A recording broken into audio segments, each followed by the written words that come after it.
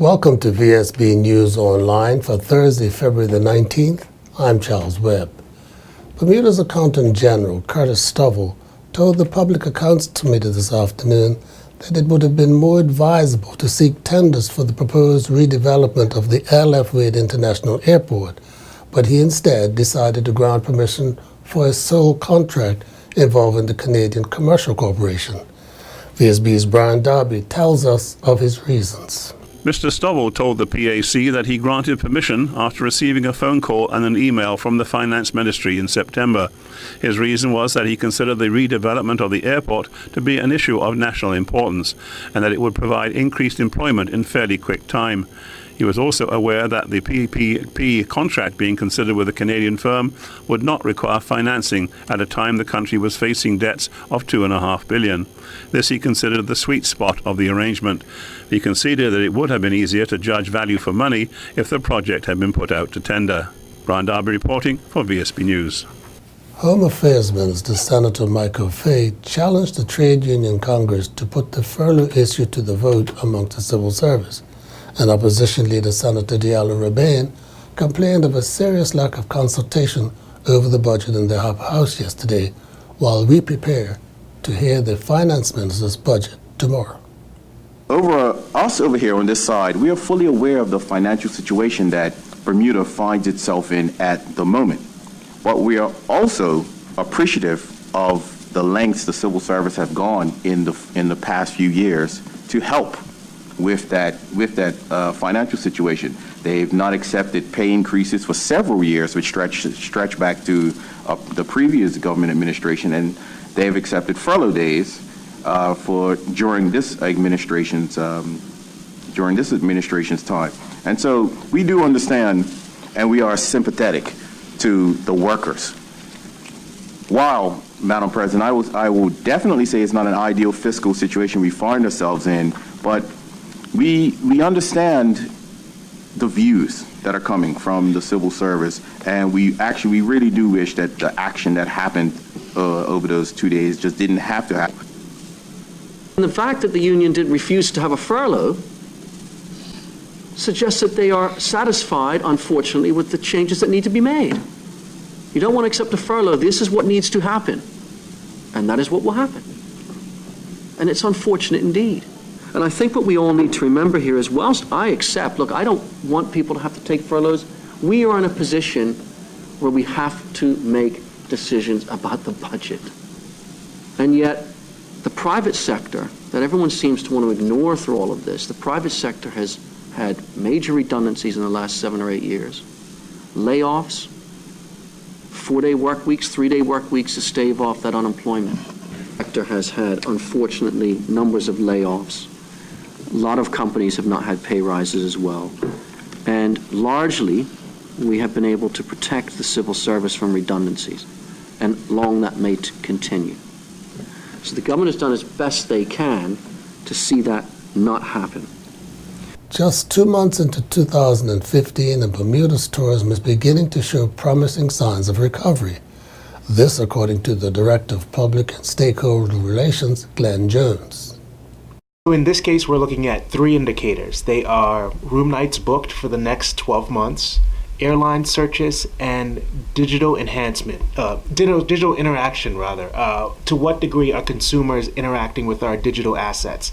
And these are indicators that we're monitoring all the time. So when there is a big shift in one direction, up or down, we notice it. In this case, we've seen a big shift up. So that's why there is this level of excitement.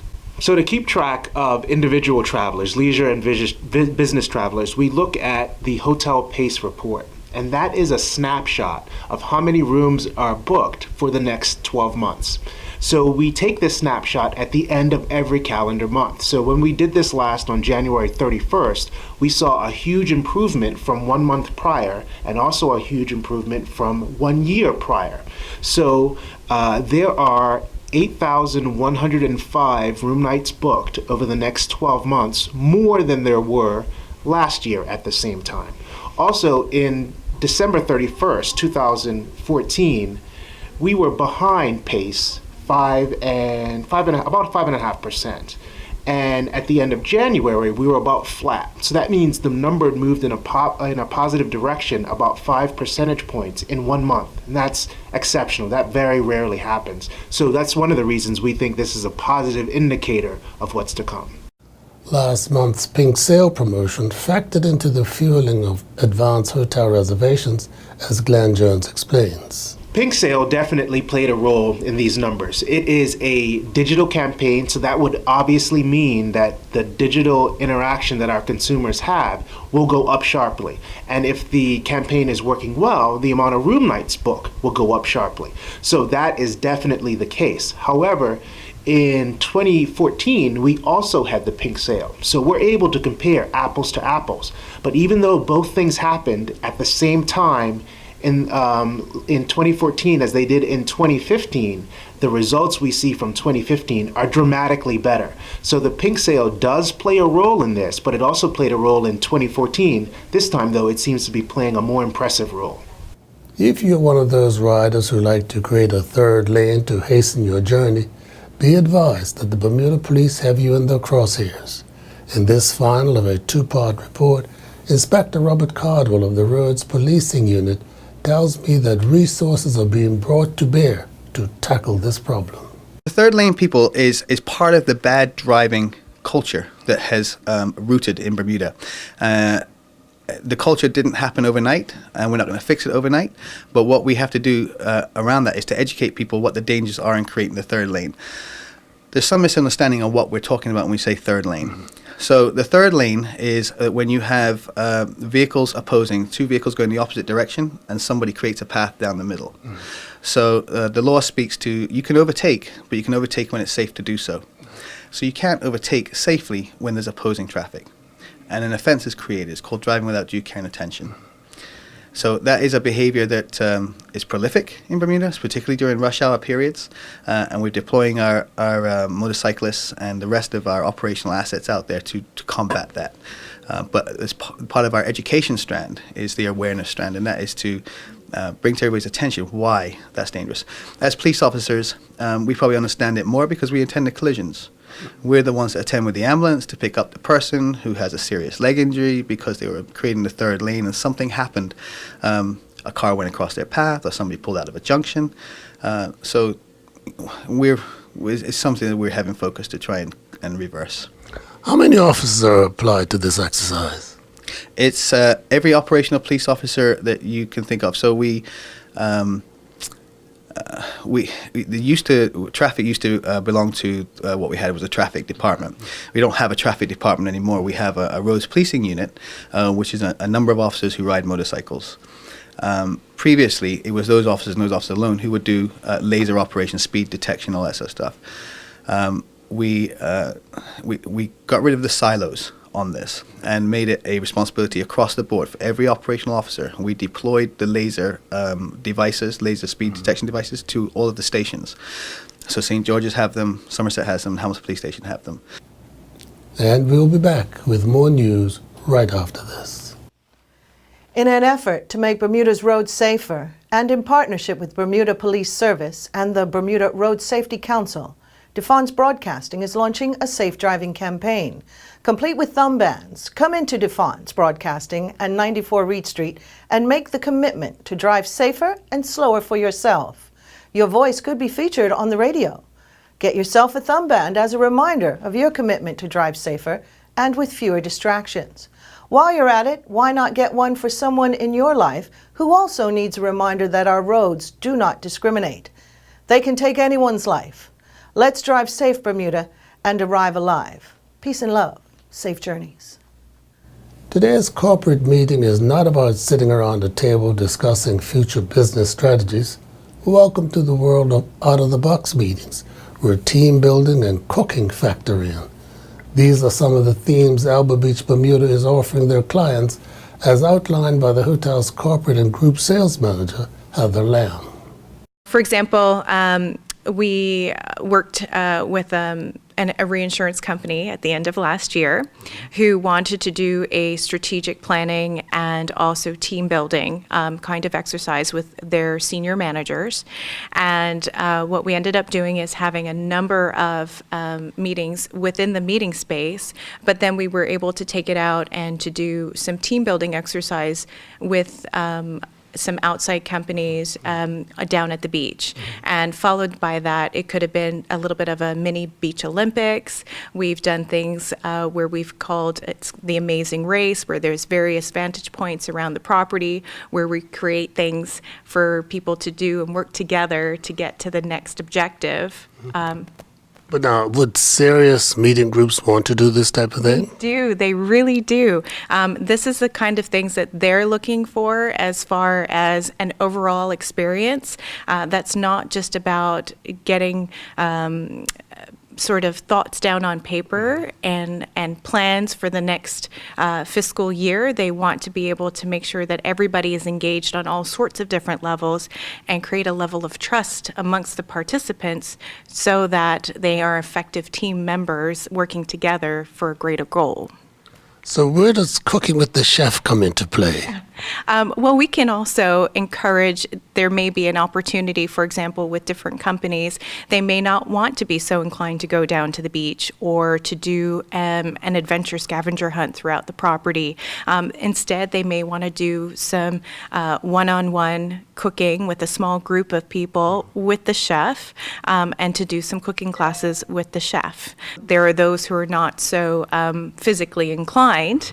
They can be certainly gastronomically inclined, perhaps.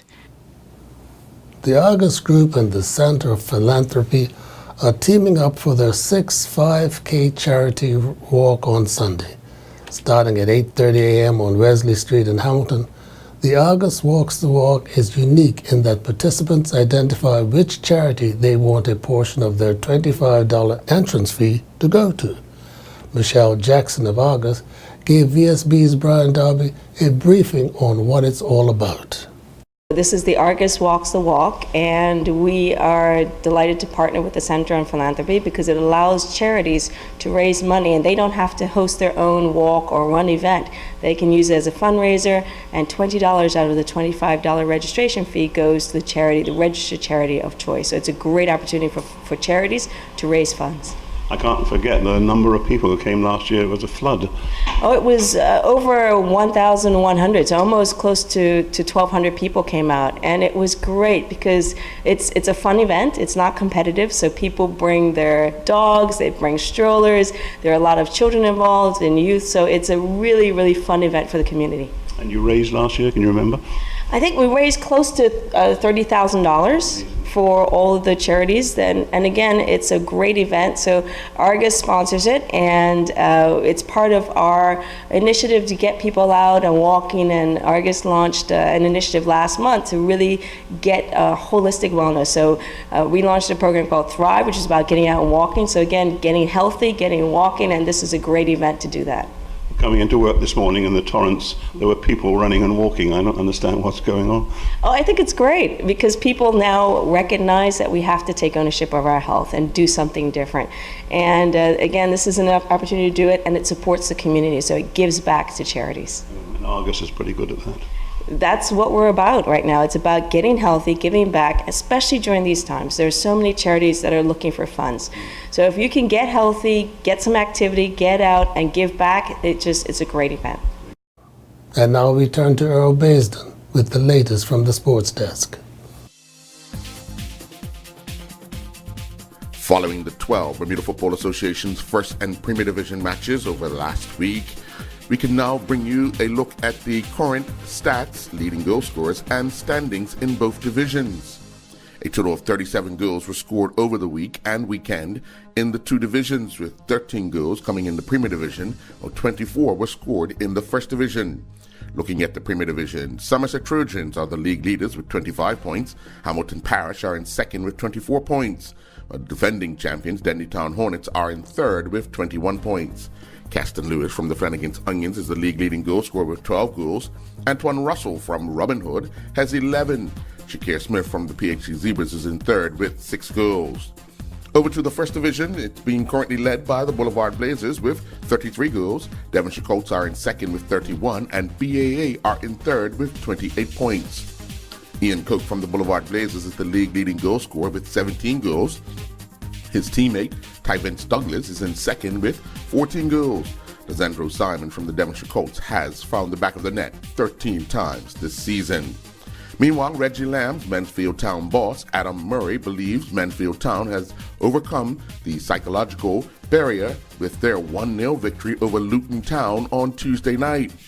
During his press conference, Murray said Reggie Lamb got injured realistically from fatigue from their match on Saturday. In an ideal world, we would have freshened up the Tuesday squad, but we had to go with what we had, and we've paid the price for that one.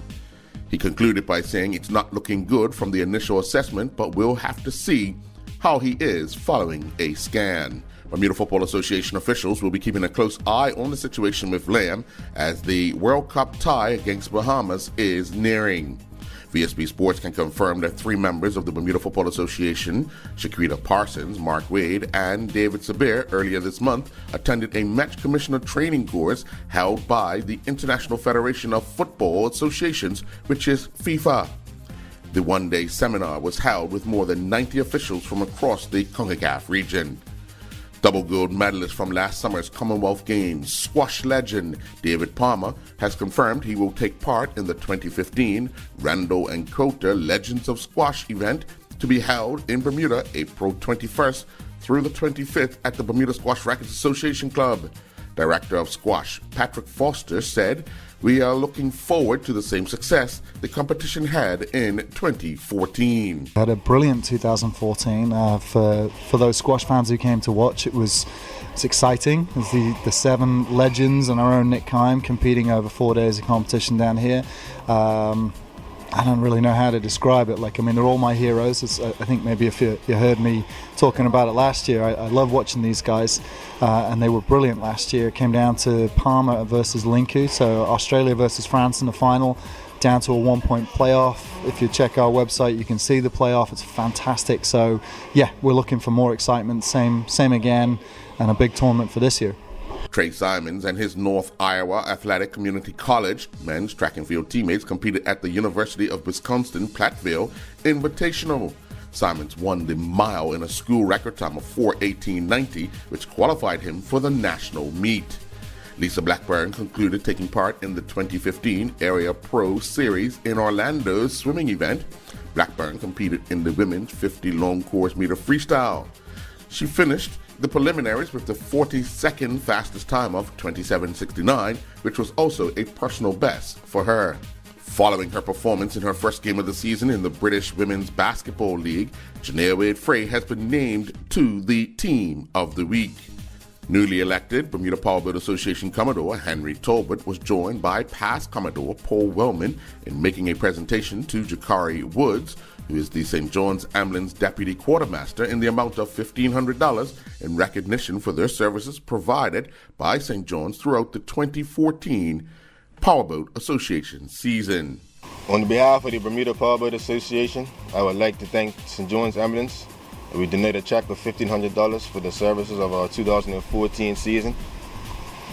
With the check right here of $1,500. And on behalf of the St. John Ambulance, we'd like to thank the Bermuda Powerboat Association for their generous donation, which helps us to support our community and our efforts. In second spring senior bowling league action at the Warwick Lanes, it saw Old and Kicking go down 4-0 to the last pins. The Tigers went down 3-1 to the Drifters, while the last minutes went down 4-0 to the Blue Angels. The Islanders defeated Go and Get It 3-1, and the Pin Splitters defeated the Newcomers 3-1. I'm Earl Baston reporting for VSB Sports. Looking at the weather for Friday, February the 20th, there will be sunny breaks with a light passing shower, mainly early. Winds will be west, northwesterly, moderate to strong, varying and decreasing north-northwesterly, moderate by late afternoon, decreasing northerly light to moderate overnight. We're expecting a high near 60 degrees and a low near 52. This weather forecast is courtesy of the Bermuda Weather Service. Well, Thank you for watching VSB News Online for Thursday, February the 19th. I'm Charles Webb.